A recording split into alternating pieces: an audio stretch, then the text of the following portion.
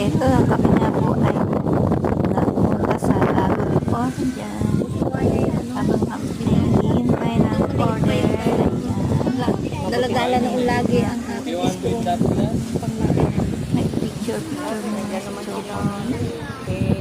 Kaya yun, naisipan niya pumunta doon sa dagat dahil Makati. Wala pong basirong tubig. Kaunti.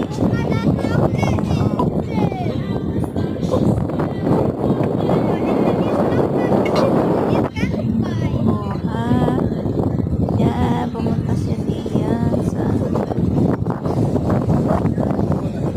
dagat dahil nga po ay naiinip na. Naghihintay nga kami ng order.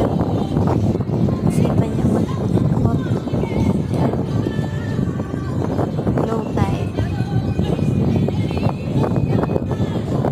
Maganda nga po lumakad-lakad dahil mahangin, paliwalas. Ay, yung papalubog na araw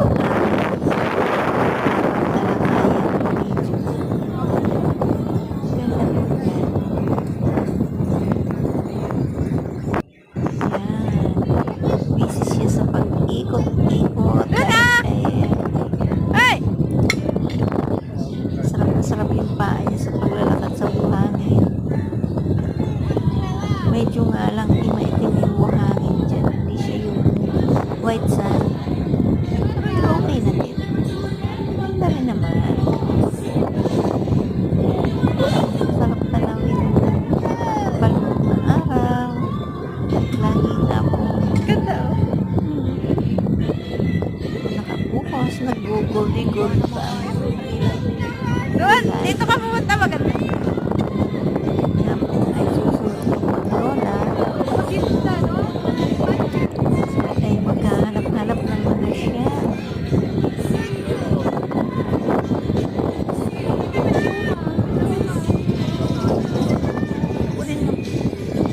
Ay, teka lang!